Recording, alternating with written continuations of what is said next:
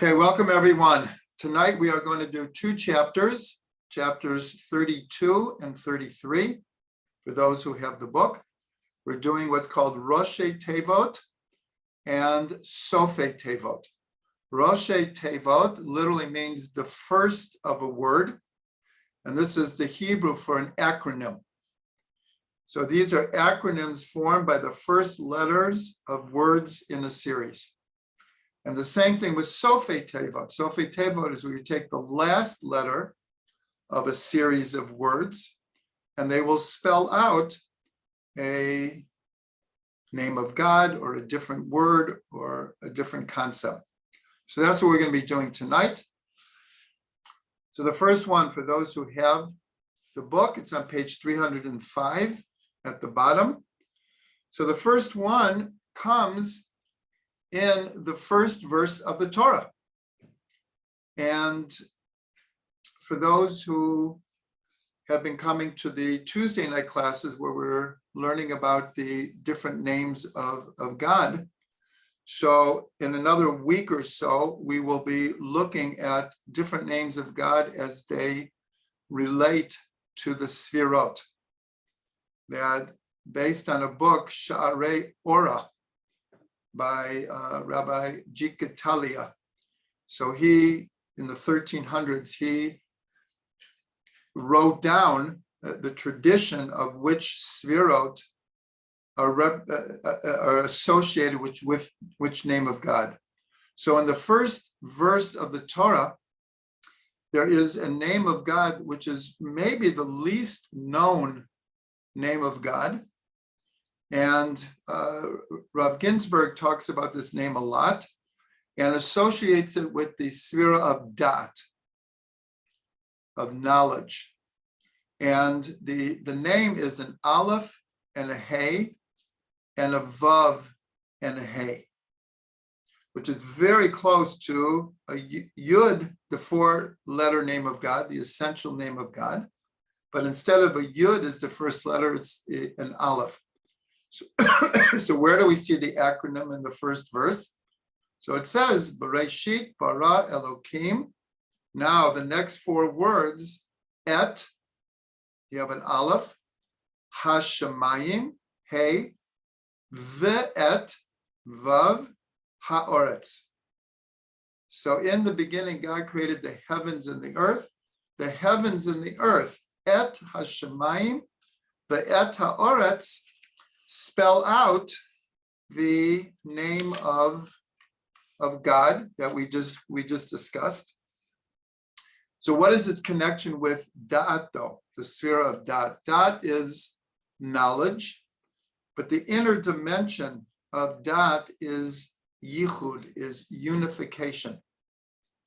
So here we see in the first verse of the Torah, maybe the most primary unification that runs through the whole Torah and through all of Yiddishkeit is the idea of connecting heaven and earth.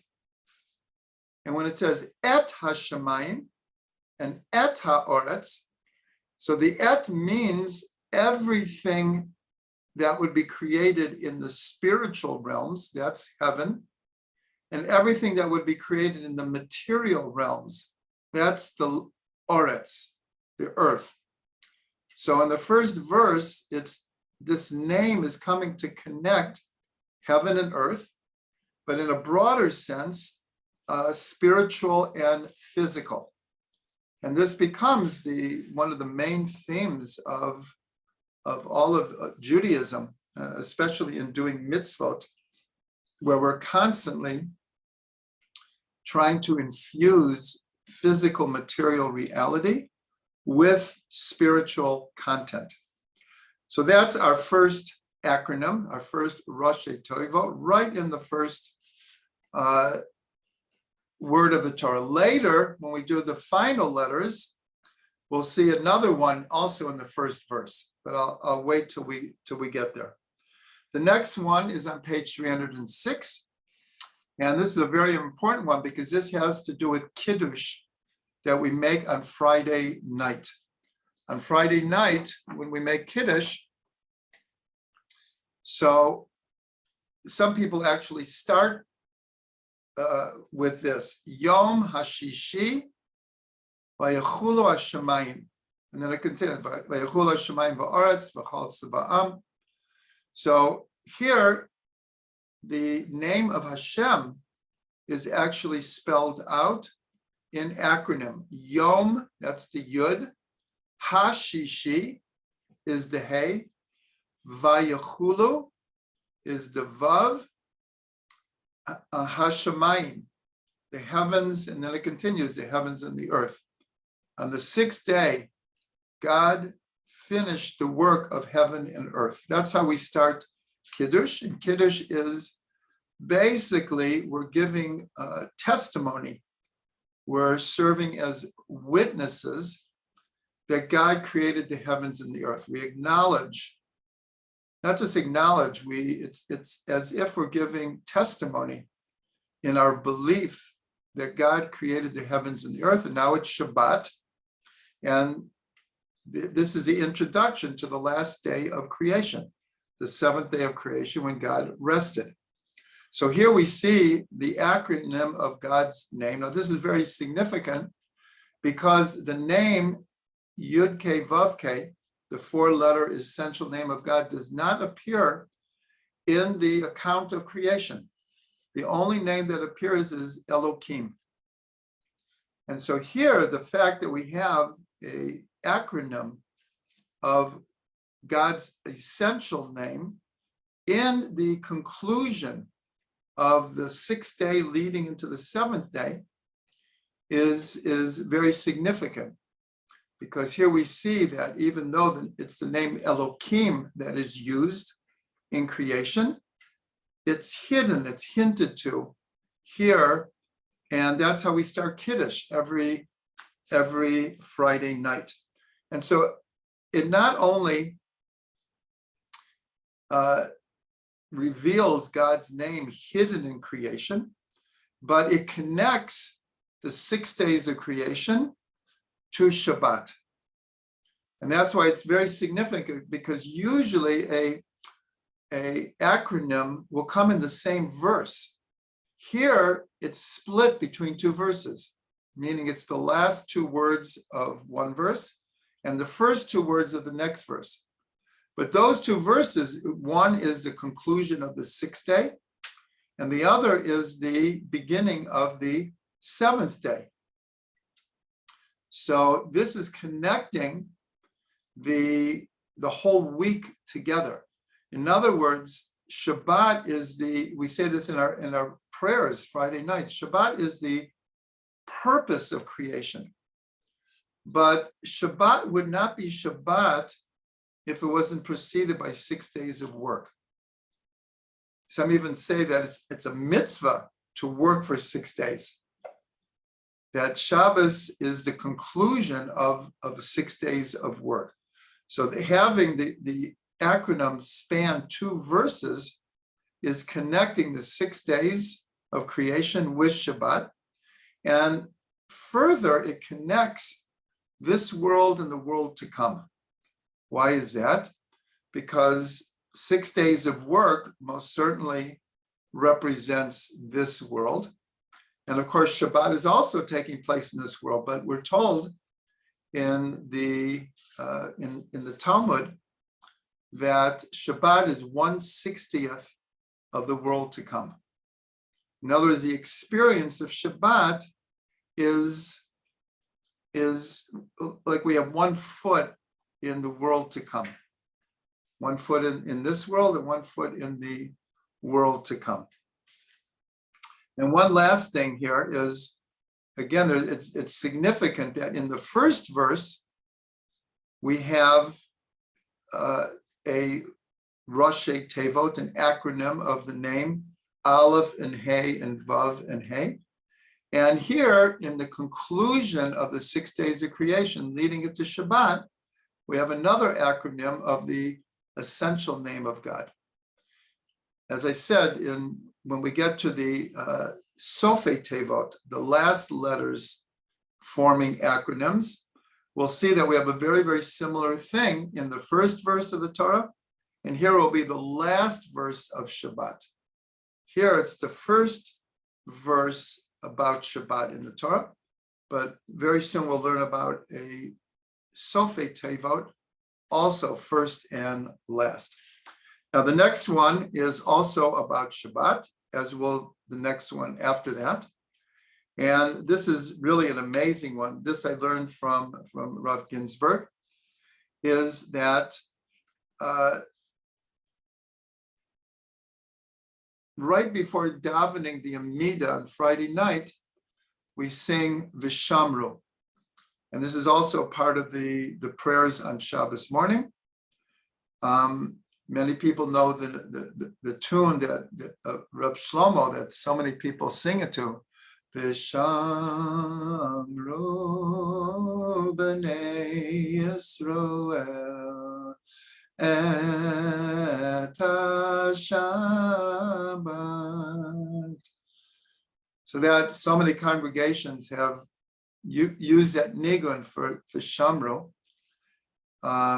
So here we see an amazing thing, that in the 4 words, not starting from Shamru, but B'nei Yisrael et Shabbat, meaning that the children of Israel will guard the Shabbat. The Rashei Teivot spell out Bia. Bia is one of the Torah words for marital intimate relations. And then in the same Vishamru, it appears again. And that, for those who have the book, you'll see it, actually the first example, where it says, Beini ubein b'nei Yisrael oti leolam. God is speaking here. It's between me and between the children of Israel, an everlasting sign. Shabbat is an everlasting covenant, a sign between God and the Jewish people. So there again, in the words, B'nei Yisrael et HaShabbat, spells out the same word, Bia, which again is the Torah word for intimate marital relations. So this supports the opinion in the Talmud that the most appropriate time, we'll put it that way, for a couple to be together intimately is on Shabbat. And here we have in the same passage that's part of our prayers on Shabbat, 2 times this Rashei Teivot, this acronym, spelling out the idea of intimate relations. But in a more general level, this is telling us the intimate love affair that the Jewish people have with Shabbat. We call Shabbat the Kala. Now, I've mentioned this many times before. There are 5 names of the soul. All of them are in the feminine. So in a sense, every human being, whether they're in a male body or a female body, the concept of a soul is a feminine concept. And so we have a love affair with God, where we, as it were, we are the bride. And you see this in the prophets. The prophets use this imagery. And the Zohar uses this imagery all the time, that we are like the bride and God is like the groom. But what's interesting, in our relation with Shabbat, the roles switch. And again, it doesn't matter if we're male or female. All of Israel is considered, as it were, like the groom, and Shabbat is like the bride. That's why we have in probably the most famous song of Shabbat, Lecha Dodi, Likra Kala, Pnei Shabbat Nikabala, that come, my beloved. Here we're talking to God. Let us greet the bride. Who is the bride? Shabbat. So here we have 2 times the allusion to intimate relations, but here it's not just physical, but it's our whole relationship between us and God and between us and Shabbat. So this is a very, very powerful two Rashei Teivot. Now the next one is on page 308, and this is also about Shabbat. This is a very, very, very beautiful one that in the Torah, when it's describing the Garden of Eden, so it says, it's in chapter 2, verse 10, it says, and a river flowed out of Eden to water the garden, and from there it separated and became 4 heads. So the Hebrew words for river, Eden, and garden. Again, a river flowed out of Eden to water the garden.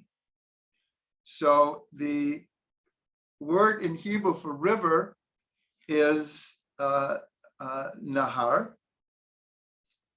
The word for Eden is Eden. It begins with an ayin. And garden is gan Eden. So if you put these 3 letters together, the garden, it's in the garden, the river, and Eden, it spells oneg, pleasure. And this is the concept we call oneg Shabbos, the pleasure of Shabbos, the spiritual and physical pleasure of Shabbos. The best clothes, the best food, the best drink, more rest. It's also physical pleasure, but obviously it's connected from the oneg of Shabbos, which is purely spiritual. So this reminds us, like we said before, that the sages told us that Shabbos is 1/60th of the world to come. And so this tells us that Shabbos is like returning to the garden. This idea is very, very prominent throughout history in literature, in inspirational songs and literature, the idea of returning to the garden. Everyone probably remembers in the 60s, Joni Mitchell, Return to the Garden. But this is a very, very powerful idea, this primordial memory of a utopian existence. It's engraved very deeply in our souls, very, very deeply. Now, that's a whole other discussion, really, where this comes from. Was the physical Garden Eden? Was it the soul in the upper worlds before it came to this world? Maybe those two are very identified, one with the other. But this idea of returning to the garden. So every Shabbat, this is just a beautiful imagery to have, that these 24, 25 hours, I'm returning to the Garden of Eden. I'm returning to a utopian consciousness. So this is a very, very beautiful idea. And this is actually brought in the Tikkunei Zohar. This idea is of this Rashei Teivot. And most of you have been following all of the classes. I try to point out over and over that all of these methodologies are coming from thousands of years ago. They're not recent Kabbalistic ideas kind of put onto rabbinic Judaism. These all the methods that we're learning are deeply engraved in the Talmud, in the Midrash. And here, this one is from the Tikkunei Zohar. Okay, so the next one we're going to do quickly, but it might be one of the most famous of all acronyms in the Torah. And that it was actually in the Tanakh. It comes from the Song of Songs, Shir HaShirim, and that is the 4 words from the Song of Songs, that the acronym spells out the month of Elul. Ani ledodi v'dodi li. This is, like I said, I'm just like proposing or guessing that this might be the most famous of all acronyms, because every year when we get to the month of Elul, like every Devar Torah is going to mention this, because that is the idea as we prepare for Rosh Hashanah and a new year, that Elul is a time to get close. I am to my beloved, and my beloved is to me. And this goes very, very well with the tradition that in the month of Elul, God is in the field. God is found in the field. Now, what does that mean? It means, again, it's a symbolism. It's a metaphor that, as it were, God is king of the universe. And like any king, he has his abode, he has his palace, he has his throne. And in the month of Elul, though, the king comes out of the palace, he goes out to the field to be accessible to the people. And so when we learn the Song of Songs, also all the imagery in the Song of Songs is happening like in the fields. All the imagery is about the beauty of Eretz Yisrael. And so here where we have Ani ledodi v'dodi li, haroeh b'shoshanim, who shepherds among the lilies or the roses. The idea that the king is out in the field, he's accessible. So, as I said, this probably is maybe the best known of all of the acronyms. Now on page 311, so this is a very, very interesting one, is that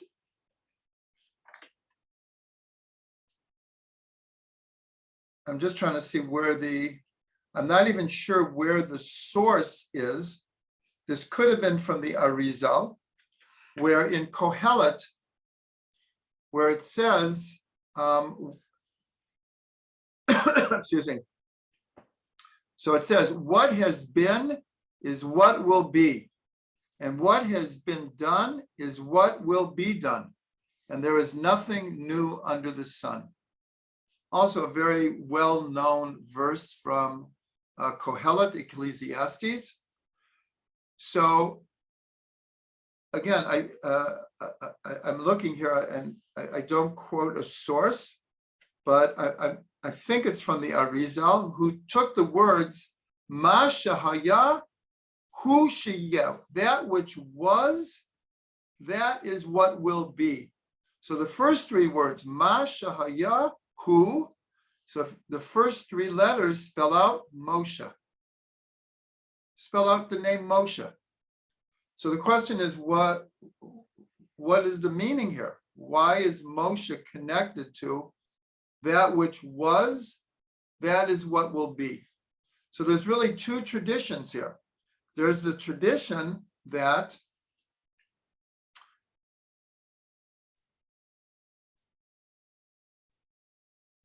the soul, this comes from the Zohar, that the soul of Moshe is present in every generation. There's a very cardinal idea that the soul of Moshe is present in every generation. And what this is taken to mean is that the soul of Moshe will incarnate, or at least part of the soul will incarnate in the leader or one of the leaders of the generation. Because Moshe is there's 2 ideas about reincarnation. One is that a soul comes back in order to fix something that was left undone. Doesn't necessarily mean that someone did something wrong, but it could be that someone needs to fix something, or it could just be that someone's full potential was never realized, was not actualized. and a soul needs to come back and to like finish the work. Another reason is that a soul in its own right sometimes does not need to come back at all, but will come back because of the need of the generation. So it's interesting that Moshe has both of these qualities.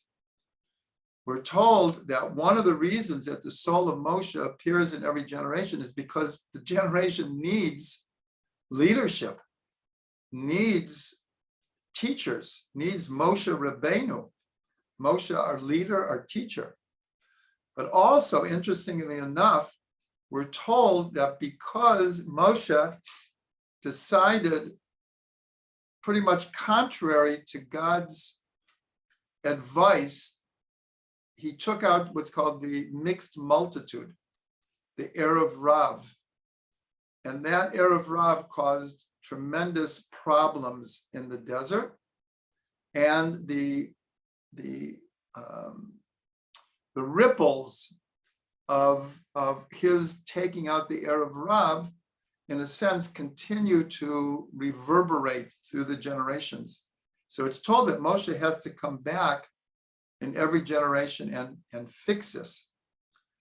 Now, there's another tradition, and that's what's written in here in the 70 faces, is the tradition, the phrase goes, Hu hagoel harishon, Hu hagoel ha'acharon. He is the first redeemer, and he is the last redeemer. In other words, that which was is that which will be. And so we're told Moshe, the soul of Moshe, along with King David, will be the soul of Mashiach. And in fact, the first two letters of Moshe are the first two letters of Mashiach, Mem Shin. So it's said that he, Moshe, is the first redeemer, and he will be the last redeemer. So that's what it says in Kohelet. Exactly. It says, Ma Shehaya Hu Sheyeh. And it spells out the name Moshe.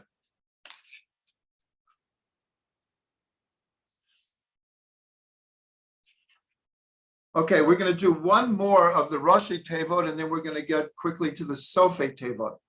So the last one I want to do for the Rashei Teivot is the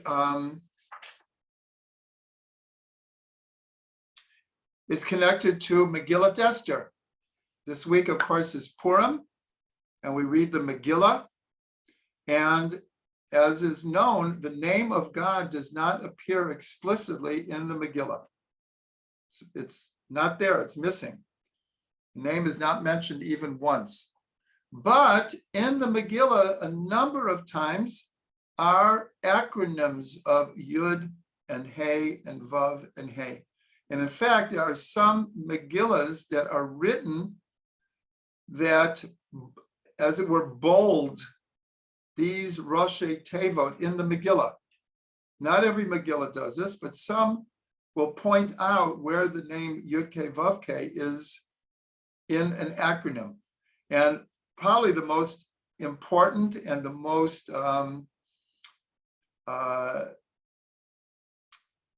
mysterious is in the words when Esther is inviting the king to a feast, and then the day arrives with Haman. So it says, she says, Yavo Hamelech v'Haman Hayom, that the king and Haman should come today.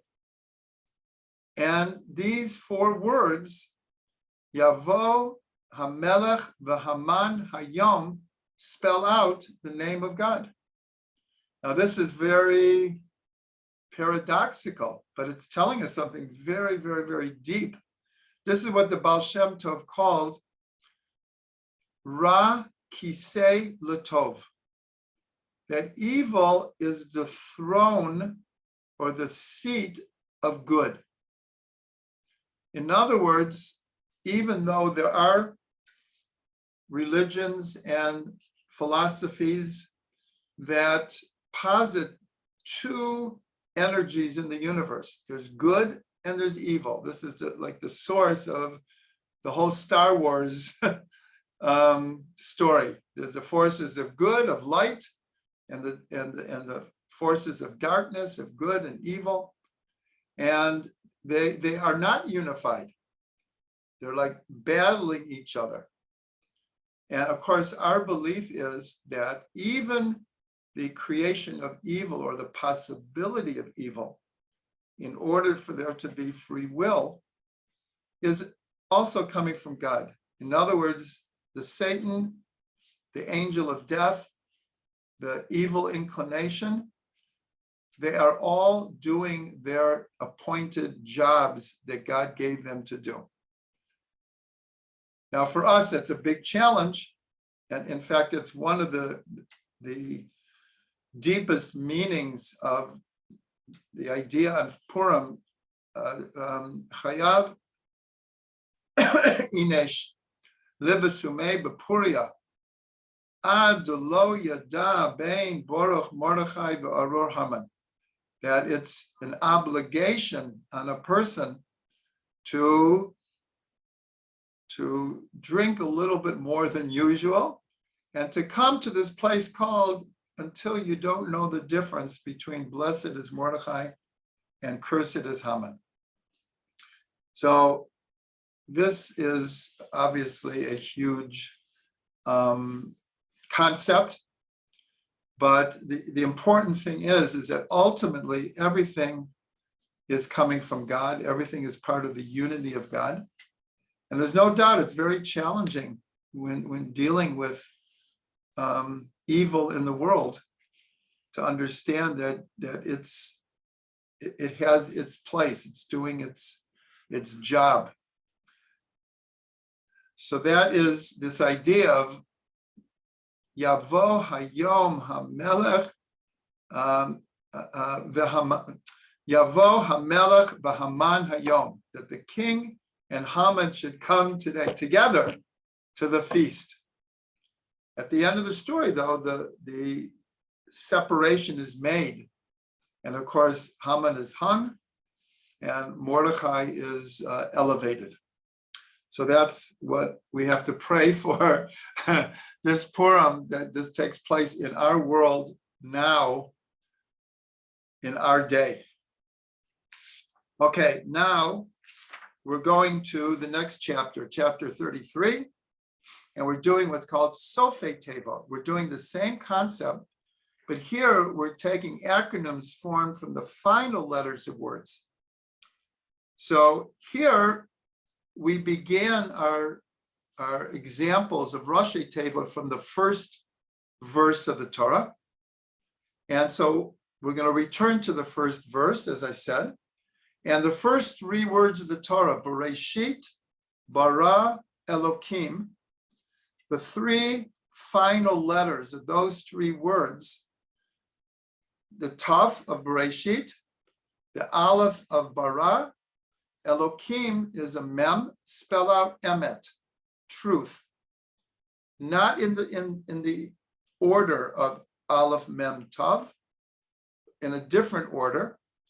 And this represents that at the beginning of creation, creation was in a state of development, of evolution, of progress.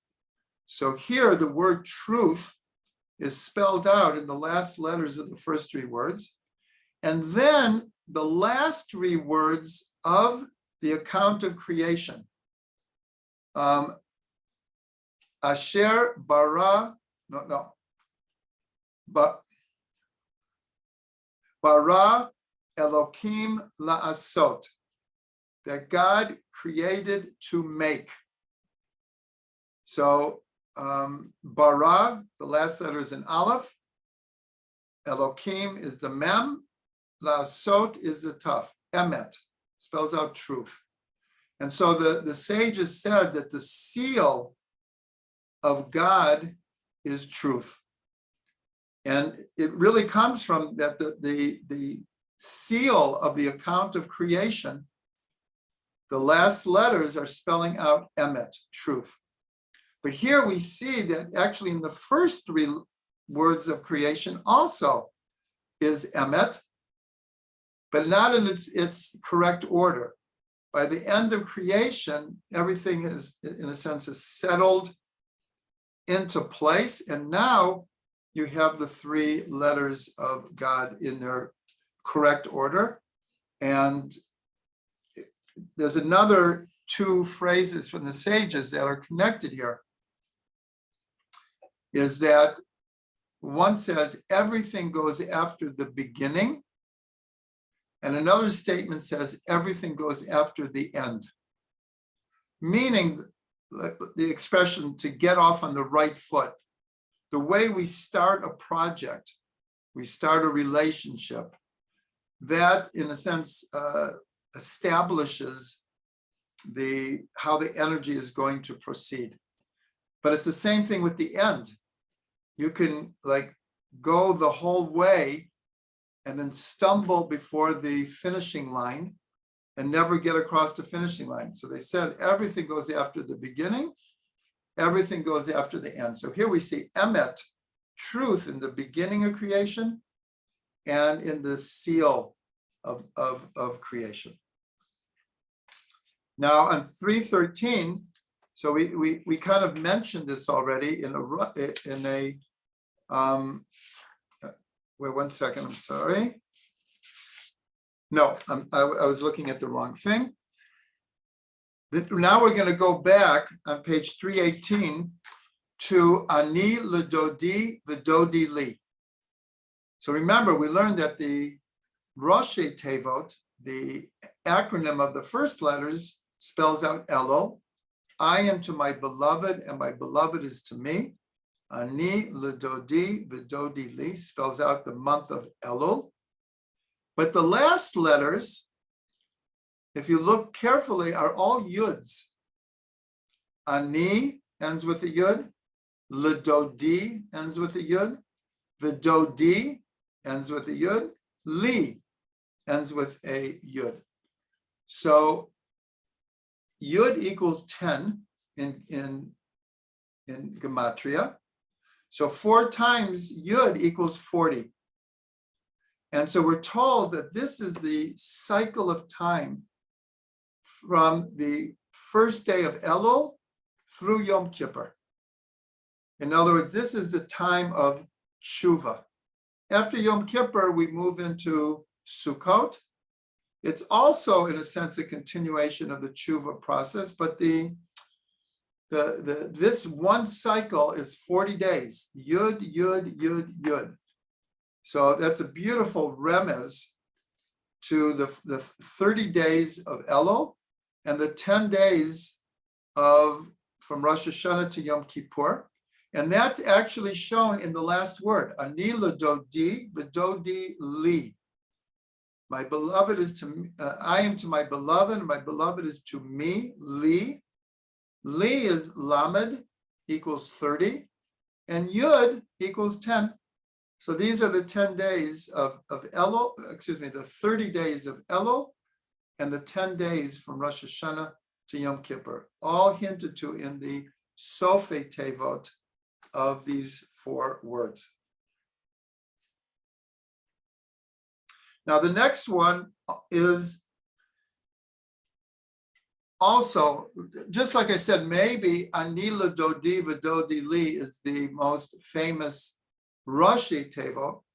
One of the most famous Sofei Teivot is on page 319, and this comes from the Arizal, where every Shabbat in Mizmor Shir Yom Shabbat, in the special song for Shabbat, the 92nd Psalm. So it says, Tzaddik Ketamar Yifrach. A tzaddik, like a date palm, will blossom. So this is connecting a righteous person with a date tree. A date tree is in the Middle East, it's like the most stately tree.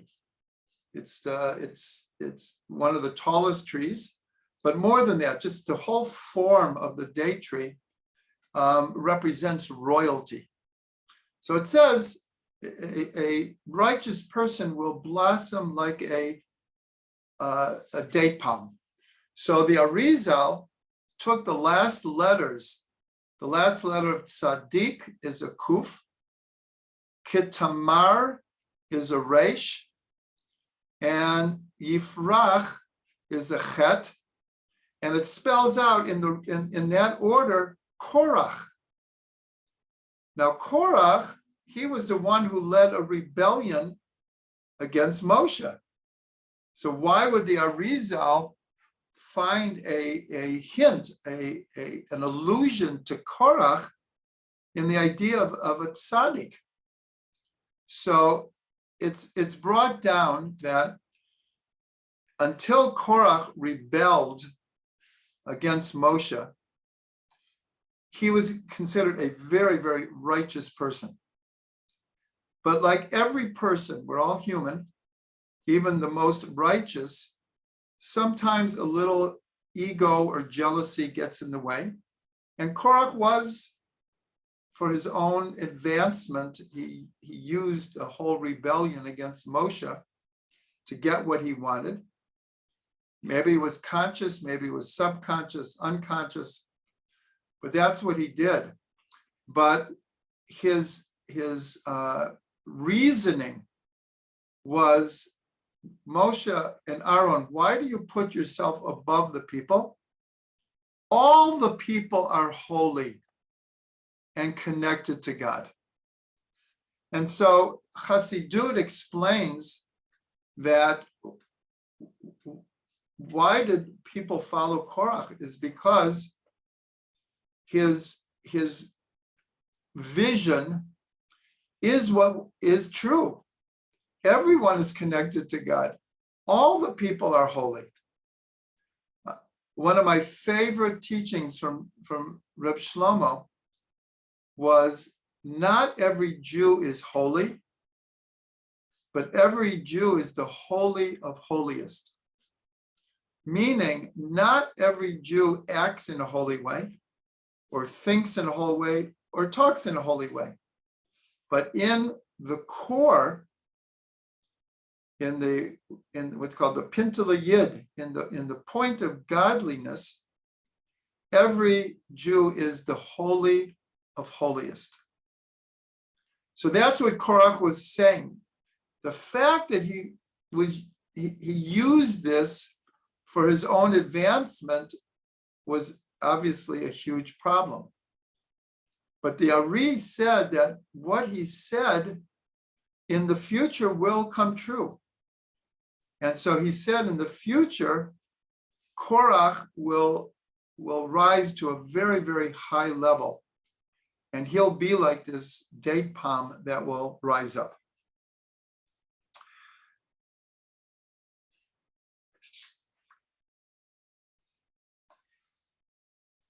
Okay, the last one we're going to do here is on page 319. And this also comes from the Megillah. We ended our Rashei Teivot with an example from the Megillah, and we'll end with an example of the Sofei Teivot from the Megillah. But this takes a little bit of introduction. Is that there in the Sefer Yetzirah, the 22 letters are divided into 3 categories. I'm not going to go deeply into this, but there are 3 mother letters, which are called Aleph, Mem, and Shin. Mem is for water, Mayim.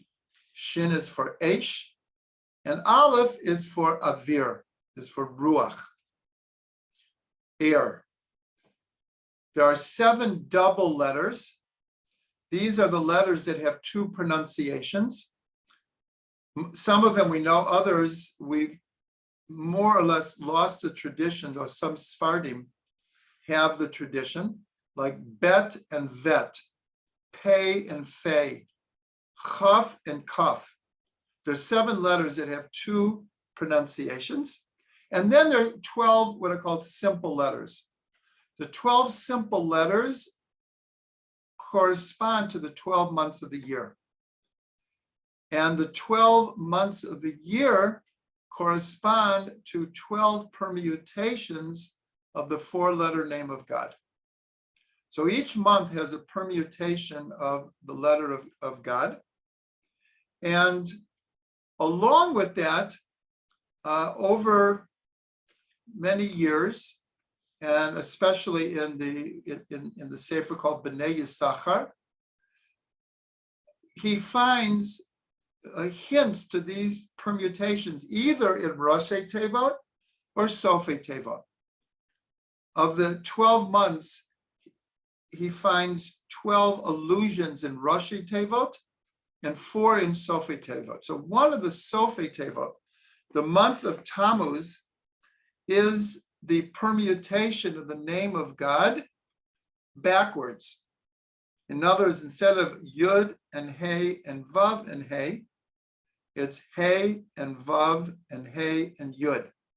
And so what is the hint that is found?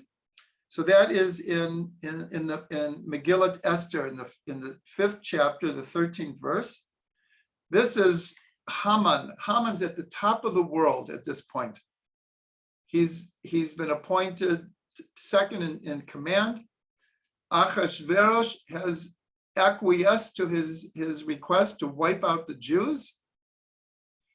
And he's walking, he goes past Mordechai.